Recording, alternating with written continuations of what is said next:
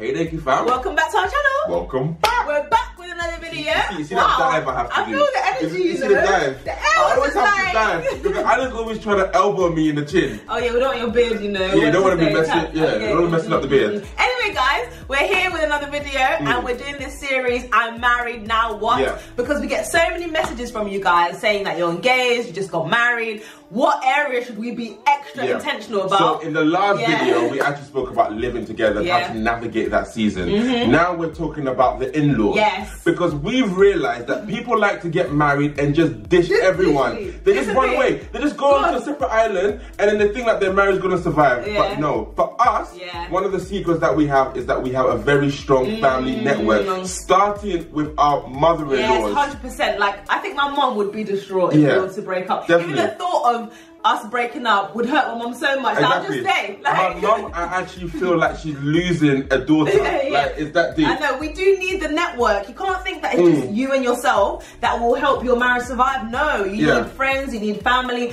But I think in-laws can sometimes be an area that people want to stay far away from. But we're saying no, dive right into that, you know, build a family network. Build that relationship. And people always say that we've got great relationships with our in-laws. So we're going to explain how we got that. Yeah, because to be fair, like you guys know, the true Deku Fam would know that Gabes and Anna are quite strategic in the way that we've been taking our mum and just bashing them, making them be friends and all that kind of stuff. All of these things. And we've been wiggling our way into our mother-in-law. So Anna's mum, I've got a very good relationship. She's got a good relationship with my mum. So yeah, in this video, we're going to be dishing the dirt. Taking you through the steps, the strategic steps that we took to make our parents, our mums, actually, you know, love us, love each other. So now I have two mums. I don't even have a mother-in-law. I have two mums. And it makes our relationship more sweet. It's a benefit for you in your relationship to have a relationship with your in-laws because it makes your relationship sweeter. So let's get into the video. Only if you're subscribed though, because we want Deku Fam people, you know, we don't want people who are just here, taking, and then going off. Let's be a family. Come on. Anyways, let's get into the video. So, the first way to win your in-laws over is by getting an advocate inside their family. Inside the family. That is so important, isn't it? So important, because you think about it, if you're going for a job, and you see a job, and you realize that you have a friend within that job, it's actually easier to get an interview. Ooh, And the thing is, when you're in a relationship, the best advocate to get is your partner. Yes. Your partner needs to vouch for you. I need to be putting in the work for Anna on her behalf to my parents. So for example, on our journey, before Anna actually met my mum, it was months before, I was like, Mum, I've met this great girl, you know, this is what she does, this is her background. Mum always wants to know because of my ex, is she crazy? So I was like, no Mum, she's not crazy. And like, I was just kind of warming my mum up because my mum always has a sense of reservations. Everything is too good to be true. So I had to kind of break down those walls instead of letting Anna come and do that. It's so weird how some people just wait until the moment when, okay, now's the time for you to meet my parents. They've never heard anything about you. Let me have the conversation with my parents, schedule a date, and then you come over. That's such a short space of time. I feel like it's just too quick. How about beforehand, when you realize that you guys are serious, you just start having the conversation. Oh, Mom, I've met someone. I think he's a good guy. And this is what he does. And then if you, after you've had a date night, come back like, oh, Mom, you know, we went out tonight. It was such a good night. She needs to be hearing more of the stories, like behind the scenes. Like, that's a good one. Like, oh, I've had a date night. This is how it went. Oh, these are the things that we're talking about. He seems like he's really serious. And I think like your parents' heart is open. However, if you wait 1 week, like for example, you book the date, 1 week later they come, your mum hasn't even had time to even process it. So it's and then you want them to just love the person straight away, and it's just like, no, it's going to be difficult. Do the work on behalf of your partner. Like, you two are a team. We were tag teaming, weren't we? It's like, okay, right, you know, call your mum, talk to her, tell her this. We weren't that intense. No, okay, that was too intense. But it was very, we would have the conversation. When do you think we're going to meet the parent? Okay, start having the conversation with them way before, because you know how difficult parents can be. They want they have your best interest at heart. So it's important that you start warming them up way before, right? Definitely. Another way to win your parents over is by making a good first impression. I don't know if I believe in this thing like, you know, come as you are. Definitely. Like, oh, you are entering into another family. family. That's the thing. Even when you're dating, you want to position yourself. Well, this is obviously if you're serious. If you're not serious, then do what you want. Do what you want. But it's for people who are serious. Yeah. If you're serious, you're going into a family, so you need to make sure that you conduct yourself in such a way that is somewhat appealing. So guys, we're gonna set the ground rules, okay? If you're going into someone's house, don't go empty-handed. Yeah. You need to dress appropriately.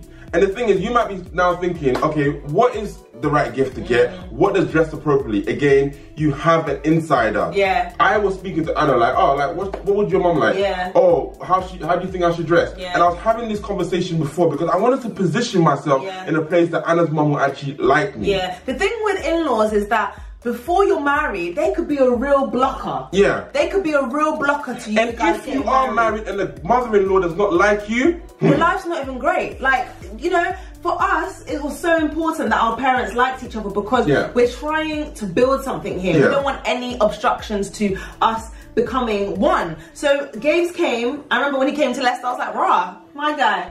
Shirt, tie, shirts, everything. Some trousers, some chino. And he had some big tree. Yeah. I was like, why? I got Anna's mum a plant. Yeah. I didn't want to get her flowers because you know flowers die. But I got her a plant because I wanted to know that I am going to nurture your daughter and our relationship so it can flourish. Okay. There was quite some significant thing behind that gift. Okay.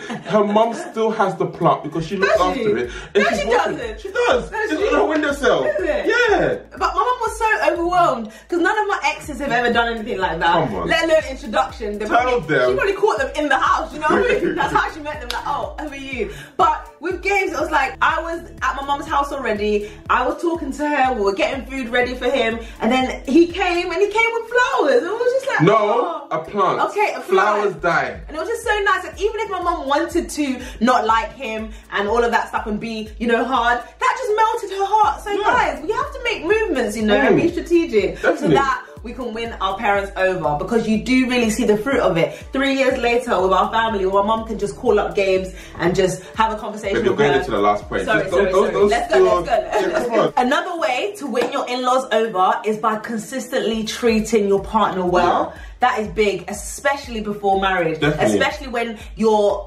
partner is still in the same household as their parents, because they're looking at how they're reacting, right? The thing is, like, your parents have raised you. Well, my mum obviously has raised me, and I can't fake to my mum. Yeah. If I'm not happy, my mum just knows. Like, she just knows. So at the end of the day, my mum, the strategic woman that she is, will be looking at the way I'm acting and the way I'm carrying myself after being in a relationship with Anna. Yeah. So if I am off and if I am snappy, if my attitude is negative, then she knows, that girl, get her out. Because they're looking at, a factor has changed, you're now in a relationship. Is your character getting better? Are you happier? Are you more sad? You know, all of these things, your parents notice these things. So if they notice that their child is going into negative, then they're not going to like your partner. They're not going to like your partner. Definitely. They're not going to blame their child. They're going to blame, who's this other person that's influencing my child. Down. Yeah. So it's important that you are still treating your partner well. It's not just when you're in front of the parents, when you're trying to make a good impression. At the end of the day, when I was treating Anna well, I think her mum was just more content that, you know, this girl has entered a relationship with a new guy. She's happy, she's a bit more joyful. However, if I was treating her negatively and her mum saw that, her mum is obviously not going to like me. So I'm just thinking about, I have to be consistent in my character, I have to be consistent in my approach, and keep loving Anna so that when she's in that natural environment and I'm not there, she's not just like, I don't know, just all over the place because she's not in a relationship with me. And the thing is, like, we understand that some parents have preferences, especially a lot of African cultures where they want you to marry the same person from the same tribe. Your next door neighbor. Yeah, they literally want you to marry your next door neighbor. We understand that that is a struggle for some families, for some relationships, and the parent might never accept the person. That's a different scenario, but there are things that your partner can still do to make that decision hard for them. Like, make it hard for them to not like someone who's from a different culture. You can do that by being intentional about the relationship that you have and that you create with the in-laws. I think consistency can break down any wall. It's just a small chip. Small chip.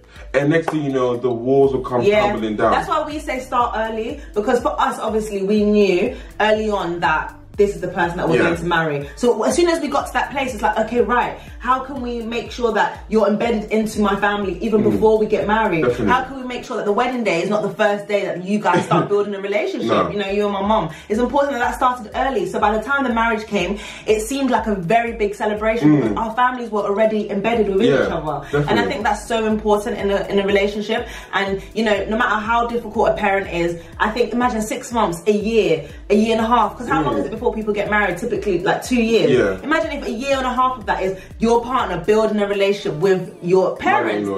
That is something that can be broken then. The relationships can be built. But I think a lot of relationships, people just sit there and they just wait, like, oh, tell your mum this, tell your mum that, or, you know, let's not spend time with them then if she doesn't like me. No, some of your date night should be with your parents. But you're going too far to the point. Sorry.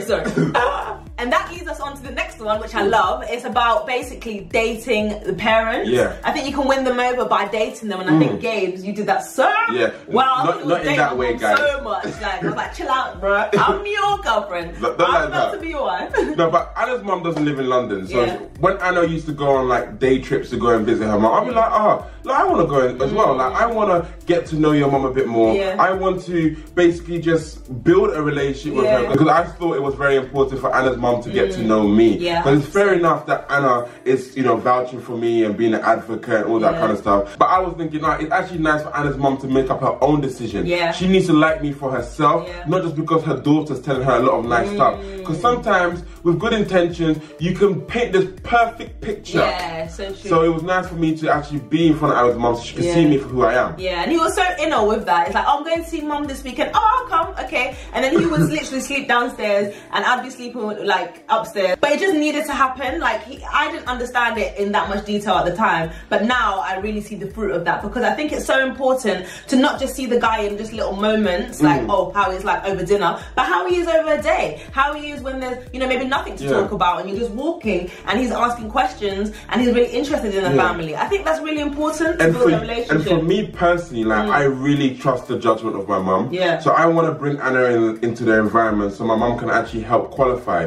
Because I would have my biases as to why I like her, so and my mum will know, like, kind of my blind spot. So my mum can help me in that filter process. I think this generation is trying to make decisions all by themselves. But we need to make sure that the people that we trust and the people that we value can help us with our decision-making process. Because 10 years down the line, when you're then going through troubles, your mum or someone who's close to you can help avoid those situations. You don't want them to be that person that's saying, oh, I told you so at the time. You want them to be the person that, whoa, I did not see this coming. I really believe in you too. Let's work through it. You just need people who are really behind you. I know that if we had a difficult situation, I could honestly call his mum and she'll just get on his case. Can you believe that? Like, all over me. She'll be all over him, not all over me and saying, oh, what can you do as a wife? Because she knows me and she can vouch for me. And because you've really been adopted into the family, like, I think that's so important. Like, my mum actually sees Anna as a daughter.